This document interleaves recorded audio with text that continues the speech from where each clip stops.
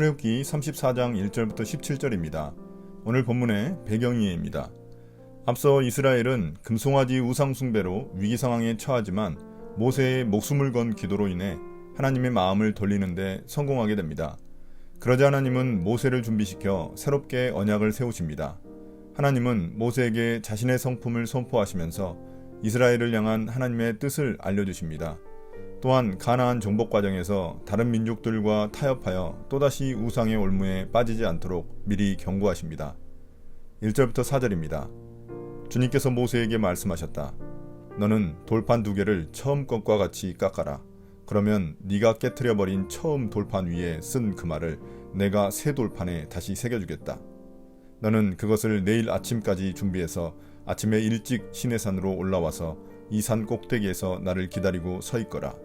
그러나 아무도 너와 함께 올라와서는 안 된다. 이 산에 어디에도 사람이 보여서는 안 된다.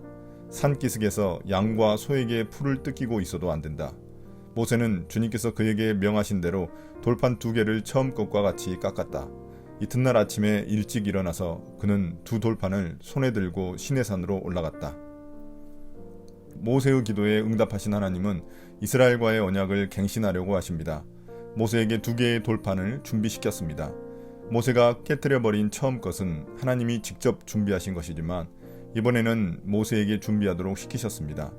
그러면서 어떤 사람도 어떤 동물도 그 산에 올라오지 못하도록 했습니다. 처음 언약을 맺을 때에는 모세와 함께 아론과 그의 아들들, 장로들까지 동행할 수 있었지만 이번에는 철저히 모세만 산에 오르도록 허락하셨습니다. 아론이 지은 죄를 감안할 때 당연한 조치였습니다. 모세는 하나님의 명령대로 다음날 아침까지 돌판 2개를 준비해 산으로 올라갔습니다. 5절부터 9절입니다.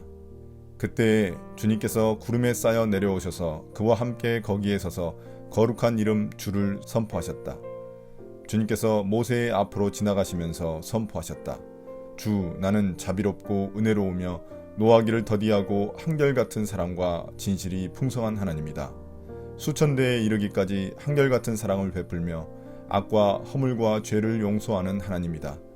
그러나 나는 죄를 벌하지 않은 채 그냥 넘기지는 아니한다. 아버지가 죄를 지으면 본인에게뿐만 아니라 3, 4대 자손에게까지 벌을 내린다. 모세가 급히 땅에 엎드려서 경배하며 아뢰었다. 주님께서 저에게 은총을 베푸시는 것이 사실이면 주님께서는 우리와 함께 가주시기 바랍니다.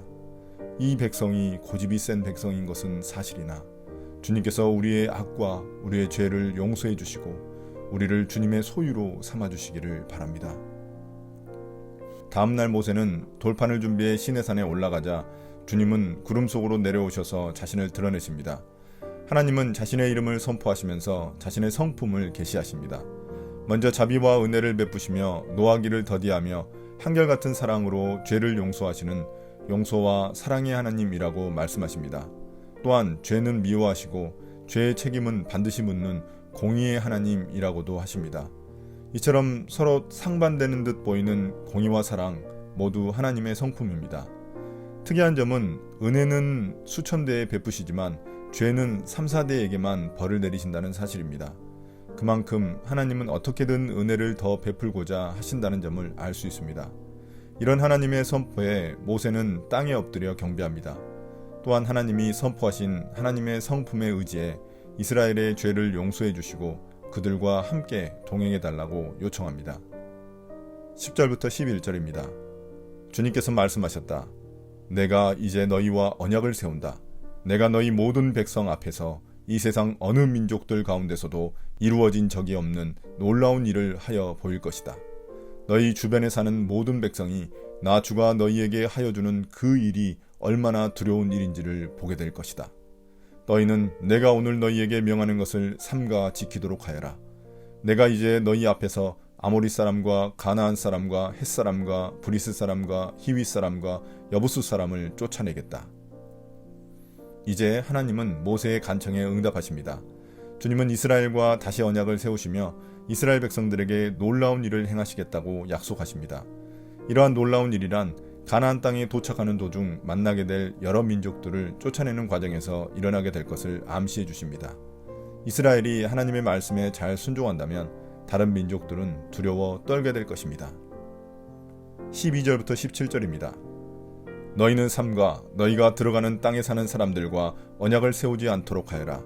그들과 언약을 세우면 그것이 너희에게 올무가 될 것이다. 그러니 너희는 그들의 제단을 허물고 그들의 석상을 부수고 그들의 아세라 목상을 찍어버려라. 너희는 다른 신에게 절을 하여서는 안 된다. 나 주는 질투라는 이름을 가진 질투하는 하나님이기 때문이다. 너희는 그 땅에 사는 사람들과 언약을 세우지 말아라.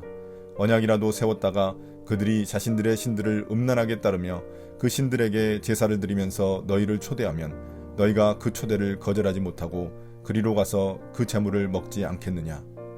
또 너희가 너희 아들들을 그들의 딸들과 결혼시키면 그들의 딸들은 저희 신들을 음란하게 따르면서 너희의 아들들을 꾀어 자기들처럼 음란하게 그 신들을 따르게 만들 것이다.